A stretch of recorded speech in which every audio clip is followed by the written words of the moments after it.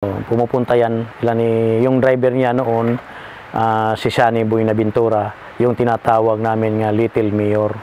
Yan ang dumidesisyon, dalawa lang sila sa Davao City, nga dumidesisyon ng peace and order, si Arthur Las Cañas at saka si Shani Buenaventura. Si Arthur Las Cañas, police officer. Oo. Ito si Shani Buenaventura. SPO4, retired SPO4, bago lang. May ideya ba kayo dun sa mga pinatay na, dun sa 7 pinatay na, kung ano ba ito, mga criminal ba ito, mga businessmen ba? Basta siguro, mga kriminal siguro, kaya sila man lang sa amin. Pero yung sa 7 na samaa na nakita mo si Duterte, may parte ka ba sa pagdukot sa kanila? Hindi na. Dinadala lang doon. Nandoon na kami. Pero mga kagrupo nyo din yung... Mga pulis din, nasama na din kami. Kami man ang, siyempre kami ang inutusan pag chap-chap, ganyan, siya muna ang tumitira. Anong baril ginagamit niya? 45 yung baril niya, ginagamit niya. Sarili niyang baril o... Ewan ko lang kung... Di sa... Meron siguro siyang sarili na sir, so sa bodyguard, depende. Pero hindi man yung nagtatakin ng baril. Yung tatakin ng baril, sir. Yung mga nabanggit niyo pong tao sa mga testimony niyo sa Senado, may mga tao doon na nagde-deny na hindi daw totoo ang nangyari. Ito, isa dito si Jocelyn Duterte. Sabi niya wala daw siyang naging boyfriend na dance instructor. Taliwas dun sa sinabi niyo na isa yun sa mga pinatay ng grupo niyo. Ano pong sagot niyo doon? Ito naman, utos ni Mayor Duterte nga patayin yung DI. Dinukot namin sa Jacinto Street, 2013. Dinukot namin mga bandang alas 12 sa gabi. Hindi ko alam nga DI yan. Doon na ko nalaman sa yung band namin high ace nga DI pala. At saka yung sabi ng pulis, yan ang kasintahan ni Jocelyn nga ipapatay ni Mayor Duterte. So ako ang kumuha ng baril, tumutok nga huwag kang kikilos, pulis ito, sama ka lang. Sinama. Kaya dininay ni Jocelyn, hindi daw totoo yun? Siguro baka nahihiya kung naano. Basta yan lang ang kuwang ko, tapos dinala namin sa MAA, pinatay namin. Magkagalit ba sila noon? O bakit pinapatay? Noon yun sila si Duterte at saka yung mga kapatid niya si Jocelyn, parang hindi yan nagkakasundo noon. Pero siguro baka si Mayor Duterte, ang isip niya parang pinipirahan yung kapatid niya kay matanda naman. So batang-bata yung DI, macho, parang 24, matangkad na tao. Oo. Basta ang batang-bata yung dancing instructor talaga. Yung mga Nograles din, sabi nila hindi daw totoo na may pinatay sa mga supporter nila o sa mga bodyguard nila. Hindi man yun yung bodyguard, parang support man yun ni Palparan at saka ni General Matiliano. Parang support yan ng mga tao. Yan ang parang tulong sa kanila. Kaya kung nandoon pa sila si Parparan at saka si Matiliano, kasama yung pagpatay namin, uubusin yan sila. Oo. Nakasabay niyo na ba si Palparan dati? Wala sir, wala. Doon lang kay kung ang naabutan lang yung mga tao lang doon, wala na sila. Pero ito yung sinasabi mo na talaga may ebidensya kasi utang yung... Oo, may ebidensya talaga sir. Oo. Yung meron pa, yung 2002, kinidnap namin si Sally Macdom sa Island Garden City, Samal, sa Piña Plata.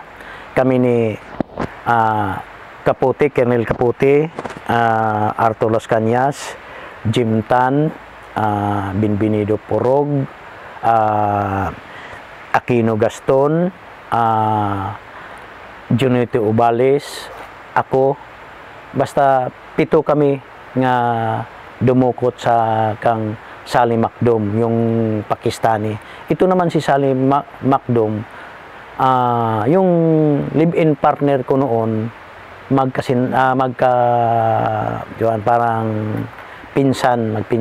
magpinsan buo, yung live-in partner ko at saka asawa ni Sally Macdom. Ito naman si Sally Macdom, lumapit yung asawa niya sa akin nga, badihan mo yung kuwang ko, asawa ko, pariner. Basta ito si Sally Macdom, ang sabi ni Arthur Las Cañas, terrorist. Sa akin naman, nagpapabili siya ng lupa na gagawin nga training center. Katulad nito, bundok, yung mura-mura lang, napapabili siya ng mga 100 hectares kung 150, ganyan. Pagkatapos, nagpapabili ng, doon ako naghinala na iba talaga kaya nagpapabili naman ng baril. So, akala ko 10 lang, parang 50 ka importin, 50 ka Armalite. Pero sino ang nagpapatay kay Sally Macdom? Utos naman ni Mayor Duterte, kay siyempre terroristman ang suspect doon. So, ang nagdukot, kami talaga. Tapos, po ba siya? Kasi kayo din yung nakakaalam. Oo. Isinumbong. Hindi. Yung pinatawag ako ni Arthur Las Cañas kay magsasama ng operation. So, meron daw terrorist nakapasok sa Davao City. Pagkatapos, pinost ang picture doon sa blackboard. Nagmi-meeting kami, ginanyan. Sabi ko, ito naman ang kasama ko. Ako ang nagbabadi. O kung sabi niya, nagbibiro ka lang siguro. Sabi ko kung Arthur Las Cañas, yung amo ko, 20 years tayo nagsama, sir. Hindi ako nagbibiro. Kung gusto nyo, sundan ninyo ako bukas kay magkikita kami dahil sa bayad ng baril. Bayad ng baril. Magkikita kami sa Island Garden City, Samal. So, gabi pa, nandoon na sila. Ako, umuwi naman ako sa bahay. Nagtagpo naman kami sa alas 6 ng umaga. Nag-order ako ng kape, inorderan ko, dumating siya. Tapos hindi siya nakainom ng kape, na ganyan lang. Lumapit na sila Arthur. Pero kilala ka ni Pulong? Oo, kakilala, oo.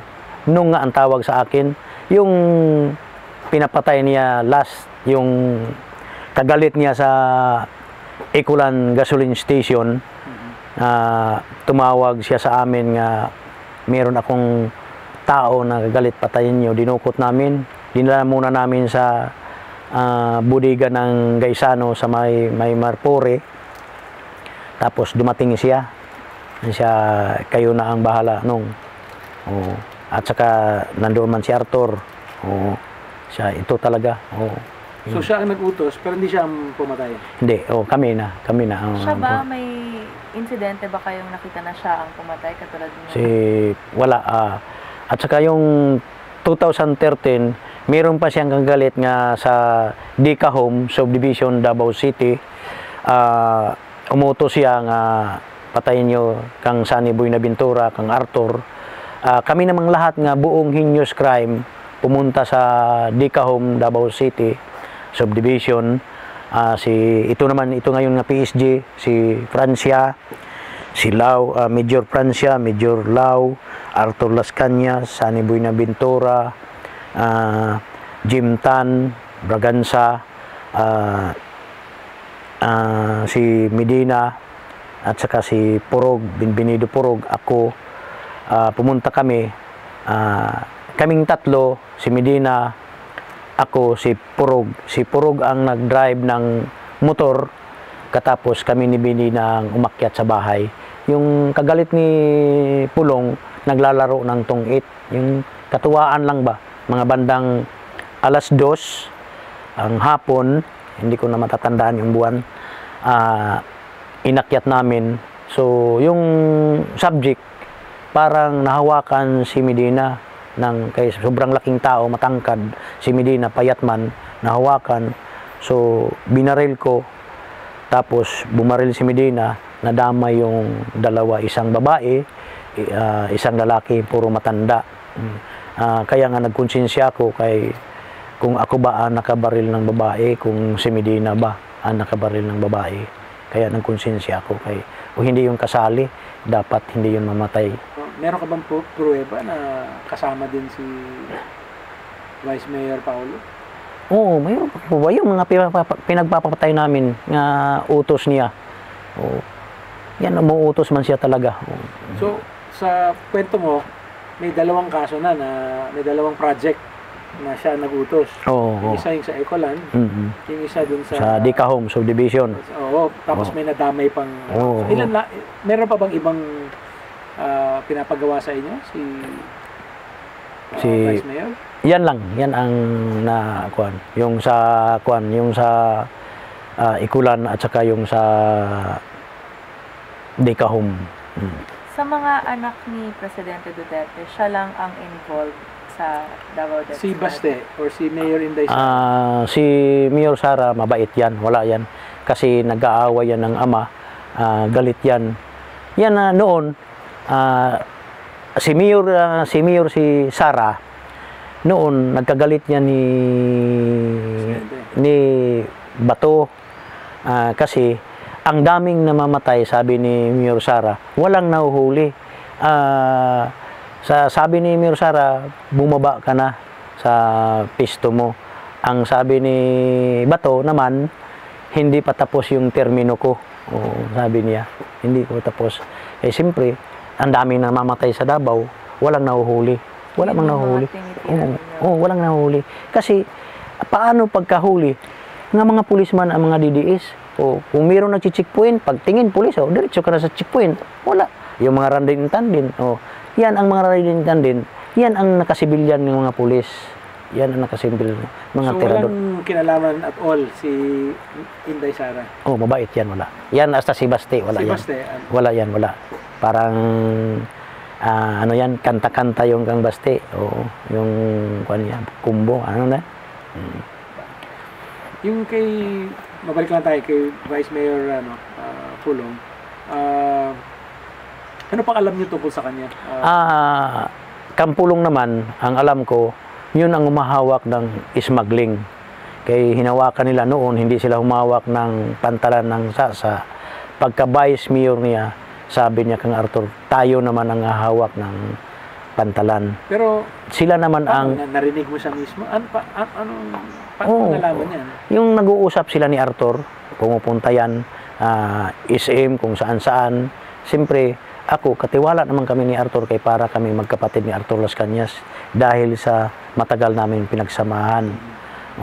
Yung bigas nila, barko-barko yan, dumadating sa Davao. At saka noon, pinabigay nila ako ng pera sa custom parang payula. 3 million, parang payula yan sa... 3 million in cash ang binibigay. Binibigay sa custom. Kasi dumadating yung barko ng oil, yung crudo, tapos yung bigas. Yan. Pero ikaw mismo?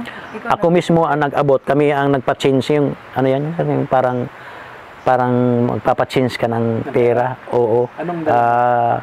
Nagpa-change si Arthur ng dollar, katapos ginawa nila ng piso. Tapos ako ang pinahawak ng bag na, duffel bag na itim. Tapos inabot ko, pero hindi ako pumasok ng opisina ng custom. Doon lang kay malapit man sa Sasa, highway lang, mayroong nagsalubong na tao. Ginanyan lang. Gaano kalaki yung duffel bag? 3 million? Ganyan kataas. Ganyan siguro ka, Saan nyo pina-exchange? Parang sa Claveria, Davao City, straight doon, si Arthur Las Cañas. Sinasama man ako, sir.